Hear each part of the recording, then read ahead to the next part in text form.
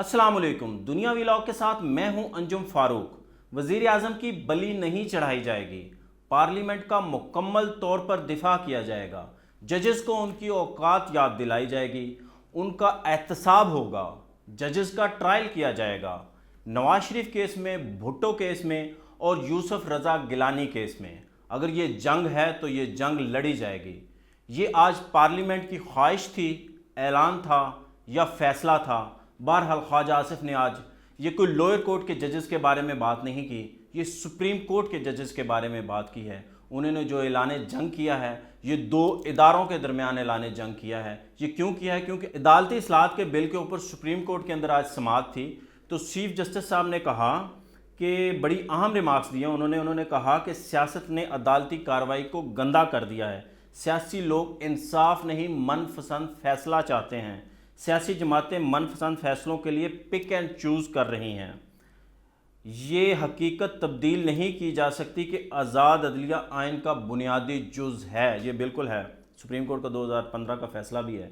रियासत के तीसरे सतून यानी अदलिया को इस कानून पर तहफ़्फ़ुज़ात हैं। जैसे ही सुप्रीम कोर्ट की समाअत ख़त्म हुई, उसके बाद ख्वाजा आसिफ साहब कौमी असम्बली के फ्लोर के ऊपर आए और उन्होंने खूब गोलाबारी की और उन्होंने सुप्रीम कोर्ट के बहुत लत्ते लिए। ये इंतहाई अफसोसनाक दिन था।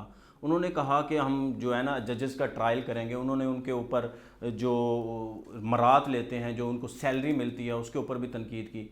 उन्होंने कहा कि हमारी तो 1.5 लाख के करीब सैलरी है, जजेस कितनी सैलरी लेते हैं? भाई ये जजेस खुद अपनी सैलरी तो नहीं लगाते, ये इसी पार्लियामेंट ने, इसी वज़ीर आज़म ने, इसी सदर ने। जरदारी साहब तो क्रेडिट लेते नहीं थकते कि मैंने जजेस की सैलरियाँ बढ़ाई हैं। तो आप लोगों ने क्यों बढ़ाई थी भाई? आप क्यों बढ़ाते हैं? आप अपने मुताबिक रखें। आप ही ने बढ़ाई है ना, कोई ज़रूरत होगी तो बढ़ाई हैं। ये वक्त की ज़रूरत होती है, वो काम करते हैं। 17 जजेज हैं सुप्रीम कोर्ट में, बल्कि इस वक्त तो 15 जजेज हैं और पूरे मुल्क के फैसले हैं जो उन्होंने करने हैं। पार्लियामेंट को अगर देखा जाए तो 446 का ईमान है, दोनों ईमान। आप लोग क्या करते हैं? आप अपना काम देखें और उनका काम देखें। ठीक है, वो मुराद लेते हैं, मुराद सबको मिलनी चाहिए, मगर इस तरह ये तनकीद नहीं बनाया जा सकता। अगर सुप्रीम कोर्ट ने आपसे कुछ मांगा है, कार्रवाई मांगी है, तो आप दे दें। भाई ये केस चल रहा है, उस केस के अंदर एक चीज़ है तो वो कार्रवाई गई है, तो आपको तो कार्रवाई तो देनी पड़ेगी। ऐसे कैसे हो सकता है? आप अदारों के अंदर तसादम नहीं करवा सकते। आप कह रहे हैं जी ठीक है वो मांगे, आप भी अदलिया की कार्रवाई मांगे। आप किस लिए मांग रहे हैं भाई? कोई अगर उधर केस चल रहा होता, कोई मसला है, कोई लेजिस्लेशन के अंदर मसला है, तो आप ज़रूर हेल्प के लिए अदालती कार्रवाई मांग सकते हैं। सुप्रीम कोर्ट के फैसले वेबसाइट के ऊपर पड़े होते हैं। मगर आप ठीक है, अगर आपने ऐलान जंग किया है तो ये बिल्कुल अच्छा नहीं है। ये कोई अच्छा मैसेज नहीं गया, इससे पाकिस्तान की जग इंसाई होती है। आप कह रहे हैं जजेस का एहतसाब होगा, नवाज शरीफ के केस के अंदर, यूसुफ रजा गिलानी केस में, भुट्टो साहब के केस में। भुट्टो साहब के केस के अंदर ना नवाज शरीफ साहब की फैमिली ने और आपकी फैमिली ने मिठाइयाँ बांटी थी जब उनको सज़ा दी गई थी। ये आप नवाज शरीफ साहब से भी पूछ लें कि वो भी यही चाहते हैं, क्योंकि उनके वालिद गिरामी ने मिठाइयाँ बांटी थी। और आपके जो वालिद गिरामी थे वो जनरल ज़िया-उल हक की जो मजलिस शूरा थी उसके चेयरमैन थे, और चेयरमैन को उस वक्त ओहदा जो है ना आलमोस्ट प्राइम मिनिस्टर के बराबर था। और रही बात गिलानी साहब की, आप भाई वो तो नवाज शरीफ साहब को से पूछें, शहबाज शरीफ साहब से पूछें। यही काले कोट पहन के सुप्रीम कोर्ट जाया करते थे, यही चाहते थे कि ये गिलानी साहब हुकूमतुल्ली कर रहे हैं, ये तौहीन अदालत कर रहे हैं और ये नाअहल हो। और जब हुए थे तो आप लोगों ने खुशियाँ मनाई थी। ऐसे ना करें, अदारों के दरमियान इतनी तसादम की और जंग की फ़ज़ा मत बनाएं। वज़ीर आज़म साहब को मुझे ऐसे लग रहा है कि जैसे ना वो बेचैन थे, बेकरार थे। मुझे ऐसे लग रहा था जैसे प्राइम मिनिस्टर की सीट को ख़तरा है, तौहीन अदालत की कार्रवाई शुरू हो सकती है।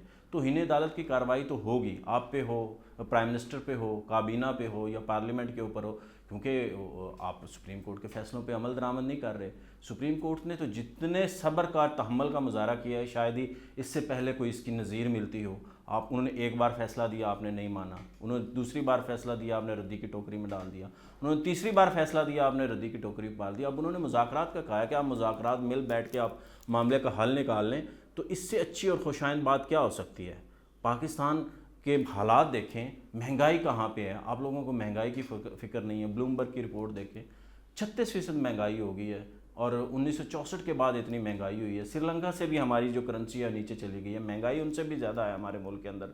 और हमारी जो डेली बेसिस की खुराक है वो भी महंगी है, श्रीलंका से भी महंगी है। श्रीलंका दिवालिया हो चुका है, हम दिवालिया नहीं हुए खुदा न खास्ता, मगर हमारे यहाँ जो आपके करने के काम है आप वो करते नहीं। आपने सींग फंसा लिया सुप्रीम कोर्ट के साथ, जो तुम करोगे वो हम करेंगे। वो ये वाले आपका तर्ज अमल है। सुप्रीम कोर्ट से एक फ़ैसला आता है, भाई सुप्रीम कोर्ट असम्बली किसने तोड़ी है? पंजाब में और केपी में, एक सियासतदान ने तोड़ी हैं। आप और कॉन्स्टिट्यूशन के अंदर किसने लिखा है कि 90 दिन के इलेक्शन होंगे? आप लोगों ने लिखा है, सुप्रीम कोर्ट ने तो लिखा। सुप्रीम कोर्ट तो सिर्फ अमल दरामद कर रही है, जो आपने लिखा है उसके मुताबिक फैसला दे रहा है। कानून में जो लिखा है वही अमल होता है। कानून के अंदर कोई ग्रे एरिया नहीं होता, ब्लैक एंड वाइट में होता है। कानून है या नहीं है, सज़ा मिलेगी नहीं मिलेगी, कानून तो सीधा होता है। जो आपने लिखा है उसके ऊपर उन्होंने इम्प्लीमेंट करवाने के लिए उन्होंने फैसला दे दिया।